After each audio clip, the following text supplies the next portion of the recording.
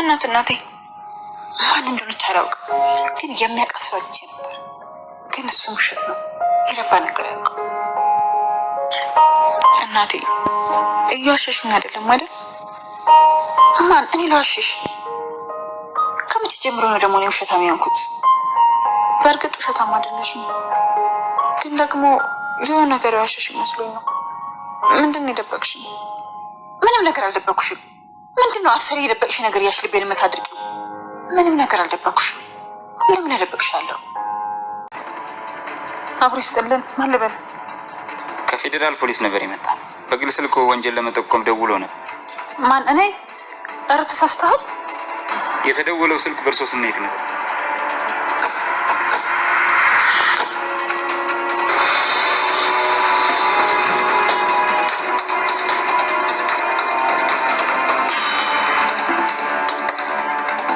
ይሄ ስልክ የብሌን ስልክ አይደል እንዴ? ምን አሉኝ? አይ ምንም አላልኩም። በዚህ ስልክ እርሶ አይደል እንደሚጠቀሙት? አሁን እኔ የምጠቀምበት ምን ነው? ምን ተፈጥሮ ነው? ወንጀል ለመጠቆም ደውሎ ነበረ እና ያልተገባ ባህሪ ማሳይተዋል። በተጨማሪ ወንጀል በመደበቅ ስለተጠረጠሩ እባክዎትን ወደ ህግ እንሂድ። አረ የኔ ልጅ ያልተገባ ባህሪ ለማንም አታሳይ። የኔ ልጅ ስልኩን እኔ ነኝ የምጠቀመው አላሉም እንዴ? ወይስ ልጅሽ ናት የምትጠቀምበት? አረ እኔ የምጠቀምበት።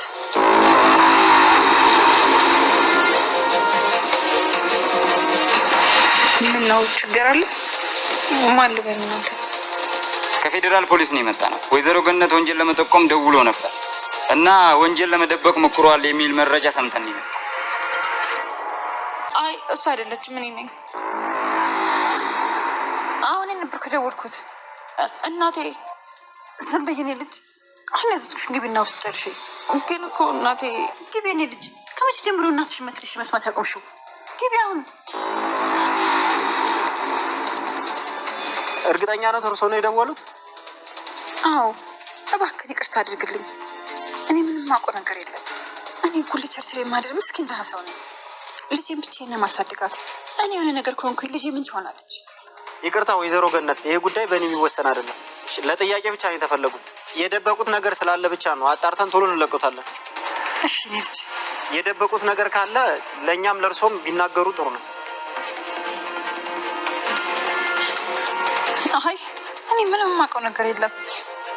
ምንም የሚያስለቅስ ነገር እኮ የለውም ወይዘሮ ገነት። ሰላም ብሌንን እያሳመነችው ነበረ። ብሌን ግን እናቷን በጣም በእኔ ችግር ውስጥ ገባች ማለት እጅግ እየተጨናነቀች እና እያለቀሰች ነበር። ነገር ግን እባክሽን ተረጋጊ ብላ እየለመነችው ነበር። እንግዲህ ቃል ደግሞ በጣም ፈርታለች። አልማዝ ፊት ለፊት በሩ ድረስ መጣች ማለት ነው። አሁን የምፈልገውን ገንዘቡን ቶሎ ካልሰጠሽኝ ሁሉ ነገር ለሰላምዬ እናገራለሁ እያለች እየሳተችበት ነበረ። አሁን ምንም አይነት ገንዘብ የለኝም፣ እባክሽ ለማግኘት እየጣርኩ ነው። ድጋሜ እዚህ ላይ አልፈልግም ስትላት እልቁንስ እንዴት እዚህ ድረስ ልትመጪ ቻልሽው? ኤልሳት እኔ ሲጀመር እዚህ ነበርኩ እንጂ አራኩም ነበር። አንቺ ጻንሽ እንዴ እያለቻት ነበር ማለት ነው። ነገር ግን እባክሽን አሁን የምፈልገው ገንዘብን ቶሎ እንድትሰጡን ብቻ ነው በማለት ትዝትበታለች። ነገር ግን ቃል ስለናታ በገንዘብ ሰላምን ገንዘብ ከጠየቀቻት በኋላ የለኝም ስላለቻት በጣም ትበሳጫለች ማለት ነው። ነገር ግን ገንዘቡን ካላገኘው ምን እያለች ነው? አሁን ለእናቴ ዋስተውኛለሽ ስትላት እሆንለታለሁ፣ አታስቢ፣ ምንም የሚያሳስብ ነገር የለም እያለቻት ነበር ማለት ነው። ነገር ግን ብለኝ እናቴ በእኔ ችግር ነው እዚህ ውስጥ የገባችው፣ ምን ማድረግ እችላለሁ ብላ እያለቀሰች ነበር። ምንም ነገር አይፈጠርም፣ ለመረጋጋት ሞክሪ እያለቻት ነበር ማለት ነው። እሱም ደግሞ እሷም እሺ እረጋጋለሁ ስትል ፖሊሱ በተደጋጋሚ ደውሎ ቃል ብሌን እሷ ነበረች ደውላ ወንጀል ለመጠቆም ነበር የሷ ፍላጎት። ነገር ግን ስደውሎ ስልኩን ያነሳው ፖሊሱ ግን ወንጀሉን ለመናገር ወይ እንድትናዘዝ ነበረ፣ ግን መናዘዝ አልቻለችም ማለት ነው። ወንጀሉ መደበቅ ራሱ ወንጀል ያስብላቸዋል። እባክዎትን ወንጀል የተፈጸመው ቦታ አካባቢውን አድራሻውን እንገሩን ብሎ ስጠይቅ ፖሊሱ ጆለ ላይ ትዘጋለች ማለት ነው። ብሌን እንግዲህ ሰላምን አሳልፋ ለመስጠት እና ዳግም እነሱ ወንጀለኛ እንደነበሩ ስለምትረጋግጥ፣ ነገር ግን ሞተች የተባለ አልማዝ በሕይወት አለች። ነገር ግን ከሰላም ገንዘብ ለመቀበል የተፈጠረ ሴራ እንደሆነም ጭምር ትሰማለች። ይህንን ነገር አሁን ሰላም በጣም ተጨነቀች። እንግዲህ ስልክ በተደጋጋሚ እየተደወለ 2 ሚሊዮን ብር አሁኑ የማታመጪ ከሆነ ለፖሊስ እንጠቁምብሻለን እያሉ እየዛቱባትና እያስፈራሯት ነበር ማለት ነው። ይህንን ጉዳይ ለፕሌስት ነገር እትዬ እባክዎትን በጭራሽ እንደዚህ ነገር አታርጊ፣ በጭራሽ ምንም አይነት ገንዘብ አትስጫቸው፣ አስፈላጊ ከሆነ ለፖሊስ እጅሽ ሰጥተሽ ወንጀለኛ መሆንሽ ወይም ደግሞ ያደረግሽው ነገር ቅጣትሽን መቀበለው እንጂ በጭራሽ 2 ሚሊዮን ብር አትስጪ። እንግዲህ ብሩን ስትሰጠን እኔ ምንም አይነት ገንዘብ የለኝም፣ ችግር ላይ ነው ያለሁት፣ ስለምን ገንዘብ ነው የምታወሪኝ ብላ አልማዝ አስቸኳይ ብሩን ካላመጣሽው አሁን ለሰላም ደውዬ እኔ በህይወት እንዳለውና የእነሱ ጨዋታ አንቺም ልጇም እንዳለሽበትም እና ወንድሟም እንዳለበት አሳውቃለሁ። ስለዚህ አሁን በአስቸኳይ ብሩን አስገቢ ብትላ ትሰጥበታለች። ነገር ግን አልማዝ እባክሽ የለኝም ስትላቃል አይ ወደድሽም ጠላሽም ከየቱን አምጪ፣ ሰርቅሽም አምጪ፣ ከየቱን አምጪሽ አይመለከትም። አሁን የማስፈልገኝ ገንዘብ ብቻ ነው። ስለዚህ ቶሎ ገንዘቡን እንድታመጪ እያለ ስታስጨንቃት ነበር። ብሌን ግራ ገባት። በጣም ተጨነቀች። ያላት አማራጭ በቃ ሰርቄን ቦን ወስዳለሁ እንጂ ሰላም በጭራሽ ያንን 2 ሚሊዮን ብር ሳንቀበላትማ አሳልፈን ልንሰጥ እንግዲህ ወይ ለፖሊስ ጠቁማቸዋለሁ ወይም ደግሞ ለሰላም ሁሉ ነገር እነግራታለሁ። አሁን በአስቸኳይ ብሩን የማሰጡን ከሆነ ብላ ማስፈራራት ጀመረች። ፖሊስ ጣቢያ ትደውልና የሆነ ነገር ለማናገር ፈልጋ ነበር። ነገር ግን ጆሮአችሁ ላይ ትዘጋለች። ይሄ ስልክ ምንድን ነው? በተደጋጋሚ የሆነ ነገር እየተጠቆመብን ነው። ነገር ግን ምንም ልናውቅ አልቻልንም። ምን ማድረግ አለብን እያለ ነበር። እናም እንግዲህ ገንዬ ከእስር ቤት ትወጣና እንግዲህ የተፈጠረውን ነገር ስለ አልማዝ ጉዳይ ትነግራታለች። ነገር ግን አልማዝ እህቷ ጋር ደውላ ስታረጋግጥ በቀደም እዚህ ነበረች፣ አሁን ግን ሄዳለች በማለት ትነግራታለች። እና አልማዝ በህይወት እንዳለችው ጭምር ስትናገር በጭራሽ ይህንን ማመን አልችልም፣ አልማዝ ሞተች የተባለው በህይወት እንዳለ ተረጋገጠ። እናም እንደ አጋጣሚ ገኒ ደውላ እንግዲህ እህቷ ጋር እንደገባችው እህቷ ጋር እንዳለችው ጭምር ስትሰማ አይ ዳጊ ጉድ ሆነናል። ገኒ ያቺ ተረግመች አሮጊት እንዳጋጣሚ የገኒ ቤተሰብ ጋር ደውላ በህይወት እንዳለችው ነገረቻት ብላ ነገረ። ምን? አው በቃ ተበላን። ምን ማድረግ እንችላለን? ሌላ አማራጭ ካለ አምጪ እንጂ ይሄ በቃ ሳይሳካልን ቀረ ማለት ነው እያለ ዳጊ ብሌንን እባክሽ ምንድነው የተፈጠረ ልትነግረኝ ትችያለሽ ብሎ በተደጋጋሚ ቢጠይቀው ዳጊ ከአንተ ጋር ምንም የማወራህ ነገር የለም፣ እባክህ ተወኝ፣ ብቻዬን መሆን እፈልጋለሁ፣ በቃ ላይክ ራሱ አስጠልተኛ፣ ላይክ አልፈልግም ብላ እየተመነጫጨቀችው ትቆጣው ጀመረ። ዳጊም እባክሽ ብሌን ያደረኩት ነገር ሁሉ ነገር ታውቂያለሽ፣ መቼም እንደዛ ነገር እንደማላደርግ ታውቂያለሽ፣ እኔ ክፉ አይደለም እኮ በጭራሽ እያለ ነበር። ክፉ ያለመሆኔንማ እኮ በደንብ አሳይተኛል፣ አረጋገጥክልኝ። ከዚህ በላይ ክፋት አለ እንዴ? ሰው ገሎ መቅበር ምን ማለት እንደሆነ እያለች ነበር ሰላምዬ። ብሌን ያደረኩት ነገር ተጸጽቶኛል። አሁን ድንገት ነበር የተፈጠረ። እባክሽ ላደረኩት ላሳየሽ ጸባይ መቀያየር ይቅርታ ብላ ተንበርክካ ይቅርታ ጠይቃታለች።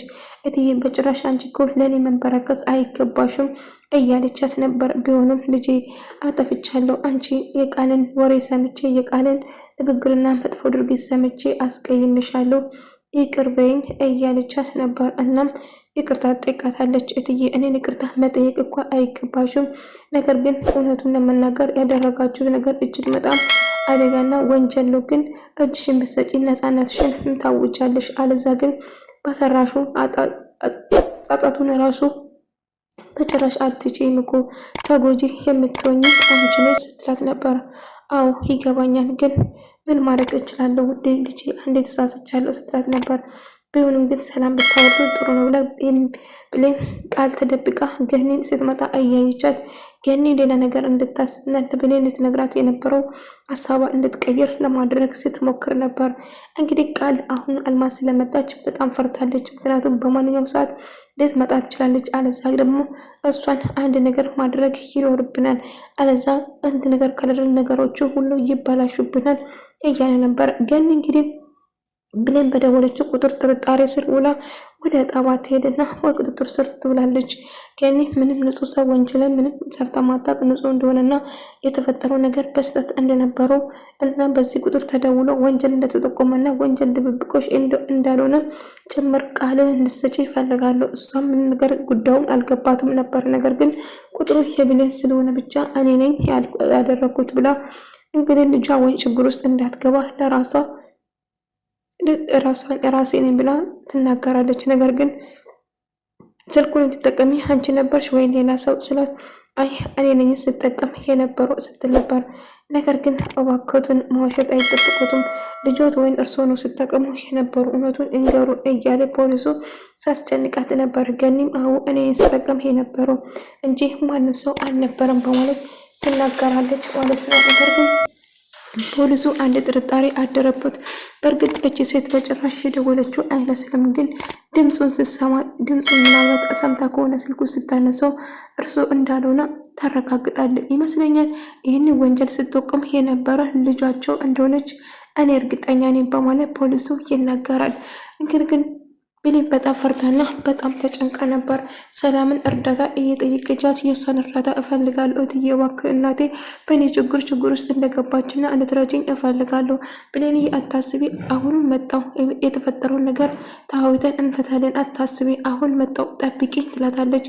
እትዬ በጣም ፈርቻለሁ እናቴ አንድ ነገር እንዳትሆንብኝ ጨንቆኛል እያለቻት ነበር። ምንም አትፍሪ ብሌን፣ አሁንም መጣው ጠብቂኝ የኔ ውድ ልጅ እያለቻት ነበር። እሺ በቃ እንደምትረጂኝ ተስፋ አደርጋለሁ በማለት እየሮጠች እሷን ለማግኘት ትሄዳለች ማለት ነው። እንዳገኘቻት ብሌን አታስቢ አሁን መጣው ምንድነው የተፈጠረው ንገሪኝ ብላ እየጠየቀቻት የተፈጠረውን ነገር በሙሉ ትነግራታለች ማለት ነው። እና እሷ በደወለችው ቁጥሩ በእናቷ ስም ስለተመዘገበ ብቻ እናቷ ተጠርጣሪ ሆና ፖሊስ ጣቢያ ስለተገኘች እጅግ በጣም ተጨንቃና ስታስብ ነበር። የተፈጠረው ነገር እጅግ በጣም አሳስቦኛል፣ ምን ማድረግ እንዳለብኝ አላቅም፣ እባክሽ ርጂኝ እትዬ እያለቻት ነበር። እናቴ በጭራሽ ችግር መቋቋም አትችልም ስትላት እንግዲህ ሳሚ ደግሞ ሰላምን